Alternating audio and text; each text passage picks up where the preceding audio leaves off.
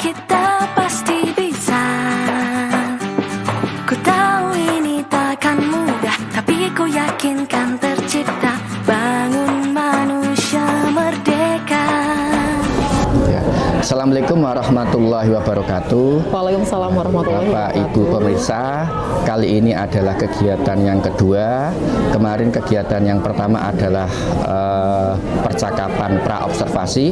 Untuk hari ini adalah berkesempatan untuk melaksanakan kegiatan kedua, yaitu observasi. Bagaimana Bu Dewi, sudah siap? Insya Allah siap. Insya Allah sudah siap. Sudah menggunakan strategi yang canggih nanti? Insya Allah. Insya Allah siap. Oke. Oke. Kalau begitu dipersilahkan, monggo Bu Dewi. Baik, Assalamualaikum warahmatullahi wabarakatuh. Bagaimana kabarnya hari ini? Sehat, G? Jam pertama dan jam kedua nanti kita akan belajar, ya. Kebetulan jam 1 dan jam kedua adalah pembelajaran apa hari ini? Bahasa Indonesia.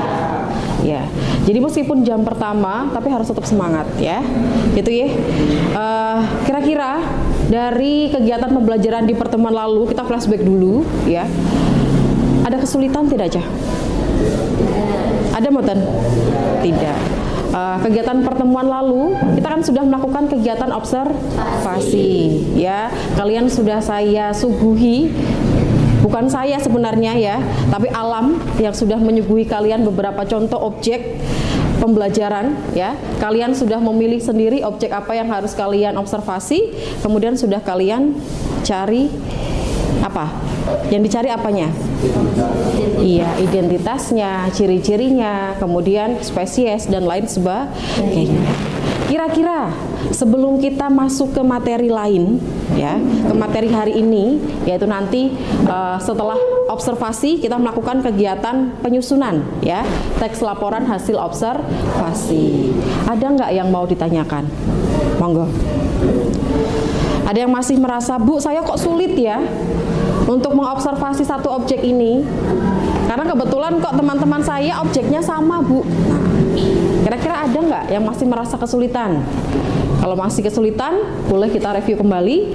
Baru setelah itu kita masuk ke pembelajaran bagaimana cara menyusun teks laporan hasil observasi. Ada Moten? Tidak ada yang merasa sulit? Bisa semua, ya? Ya.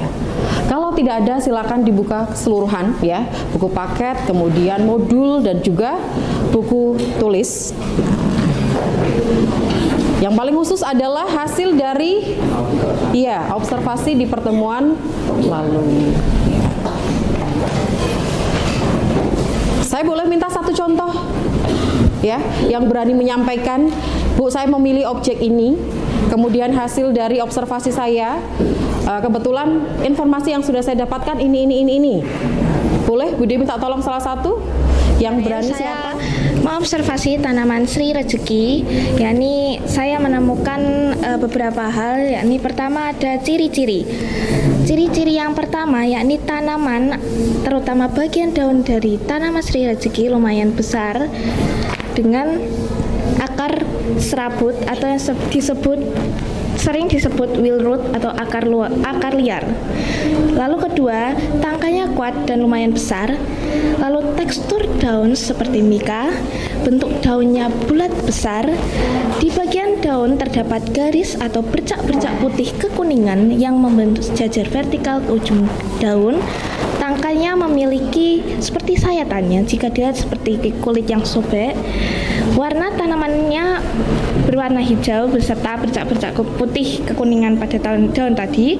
Lalu tangkainya menjulang. Ya, ini tanaman yang namanya Sri Rezeki, ya. Kurang lebih seperti itu, ya. Kebetulan tanaman ini ada di depan kelas kita. Nah, di depan kelas 10-7 dan banyak tumbuh di lingkungan sekitar SMA Negeri 1 Mayor. Bisa dipahami, ya. Dan apa yang sudah disampaikan oleh Mbak Hening, nah ternyata hasil observasinya sangat rinci, sangat detail. ya. Dari ciri-cirinya seperti apa, kegunaannya untuk apa saja, nggih, spesiesnya apa, cara berkembang biaknya seperti apa, sampai nah, ada efek dari tumbuhan ini tuh apa.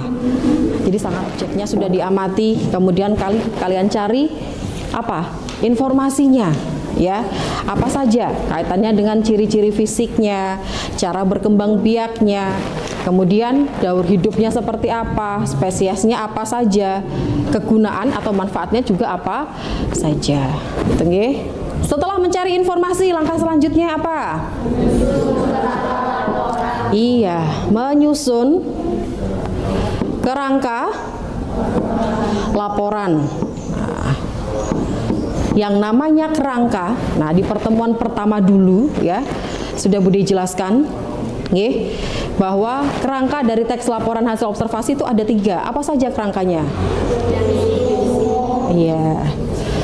Kita biasa menyebutnya dengan definisi umum atau pernyataan umum.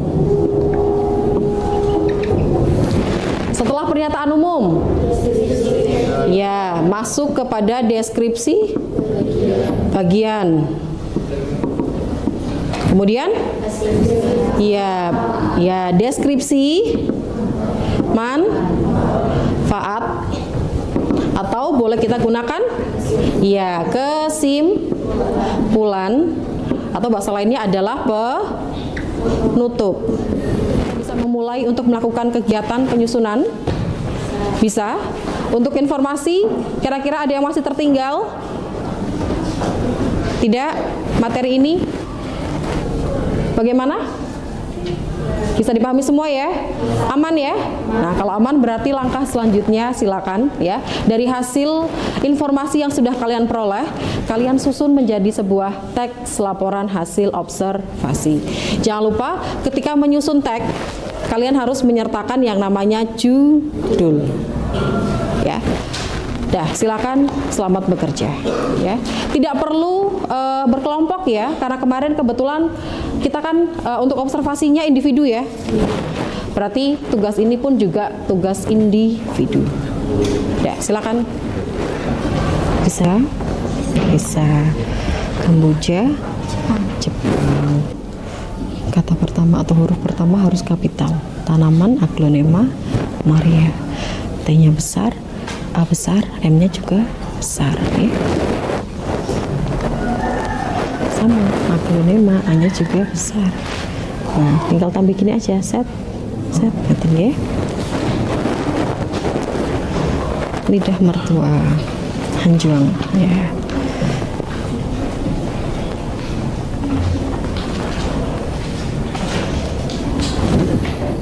Menyatakan benar, tepuk 1 berarti tepuk 2, 2.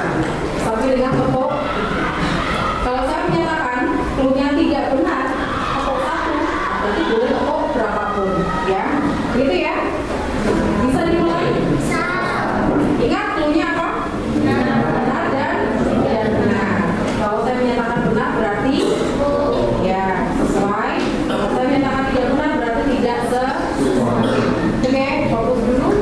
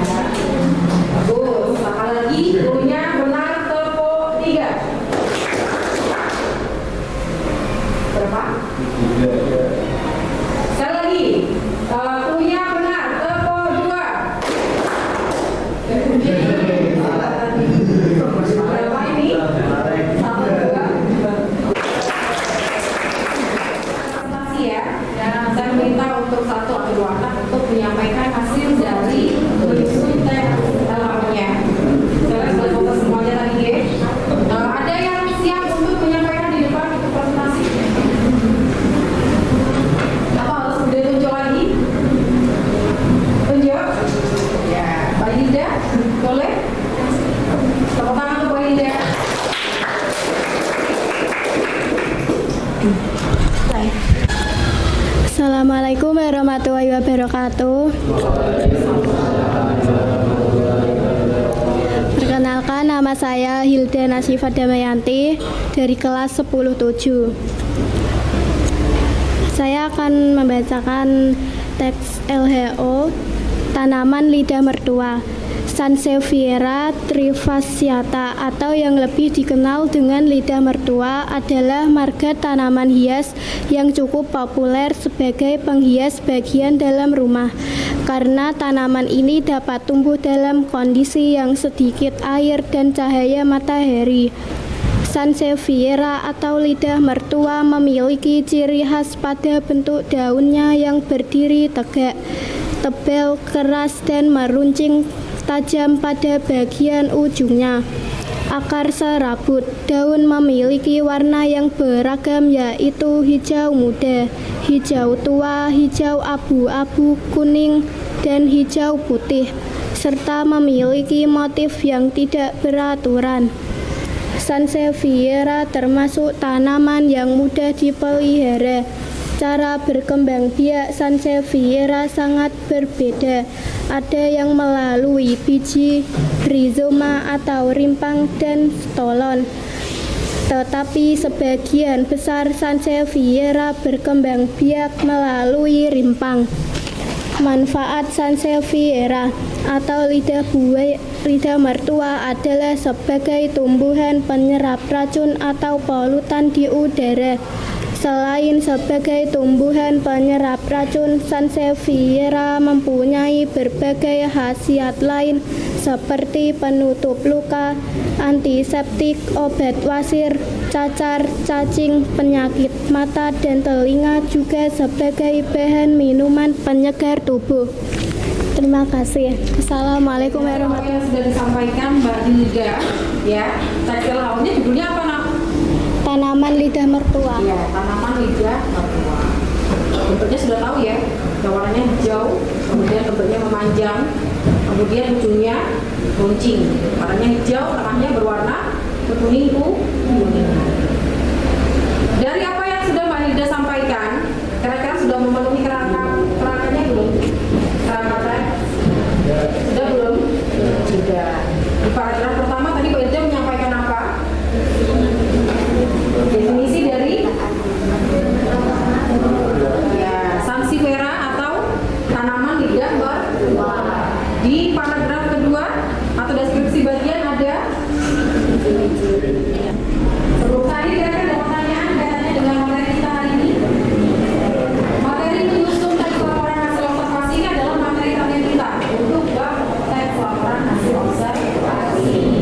Selain nanti saya minta untuk kalian kumpulkan di meja saya, hasilnya akan saya nilai